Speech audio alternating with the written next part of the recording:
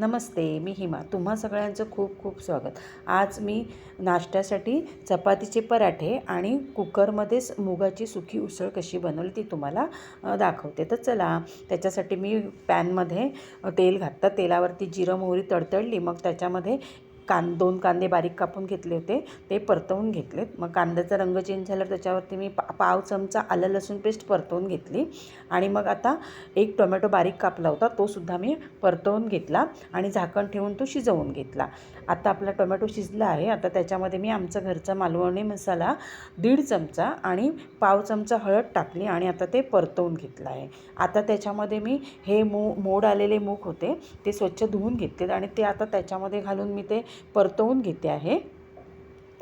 अशा प्रकारे ते परतून घेतले. त्याच्यामध्ये 1 पेला पाणी घातला आणि ते ढवळून घेतलं आणि आता त्याची कुकरचं झाकण लावून कुकरच्या मी मीडियम गॅसवरती 2 शिट्ट्या करून घेतल्या. कुकर थंड झाला. आता आपण त्याचं झाकण काढलं आहे आणि आता आपण ते ढवळून घेऊया. आपले मूग छान उकळले आहेत.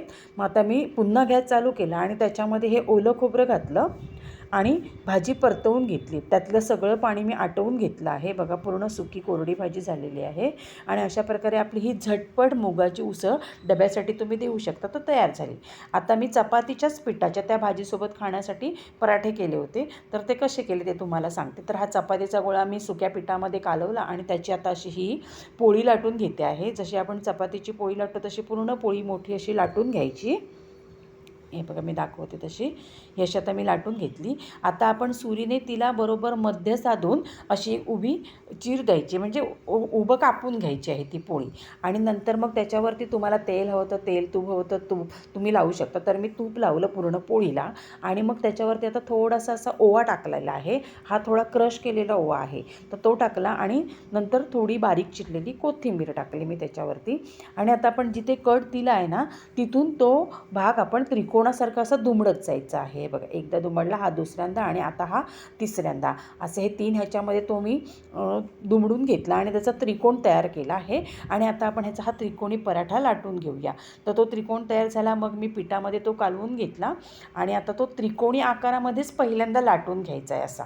हे बघा, आणि मग पुन्हा साईडने थोडा लाटायचा, पुन्हा खालच्या साईडला लाटायचा आणि पुन्हा दुसऱ्या साईडचा त्रिकोण लाटायचा आहे. आणि अशा प्रकारे हा मी त्रिकोणी पराठा लाटून घेतला. आता आपण तो तव्यावरती शेकून घेऊया. तवा मी आधीच तापत ठेवला होता. आता तव्यावरती टाकलं, त्याची एक साईड थोडीशी भाजली. मग मी तो पलटी केला आणि जी भाजलेली साईड होते वरती त्याला मी तूप लावलं आहे. तुम्ही तेलसुद्धा लावू शकता. आणि आता पुन्हा तो पलटी केला आणि तूप लावलेली बाजू आपण पूर्ण छान अशी भाजून घेऊया. आणि आता वरच्या बाजूला पुन्हा मी तूप लावलं आहे.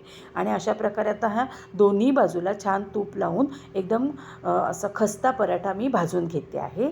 हा बघा, याप्रमाणे मी तो छान पराठा भाजून घेतला. हा बघा, अशा प्रकारे हा पराठा भाजून झाला. असेच मी पराठे भाजून घेतले आहेत. आणि आता हा जो पराठा आहे ना, तो हा तर मी तेलावर भाजला आहे, तेल लावून भाजला. आणि अशा प्रकारे मी हे पराठे तयार केले आहेत. आणि नाश्त्याला हे पराठे आणि मुगाची उसळ असा आम्ही नाश्ता केला. थँक्यू.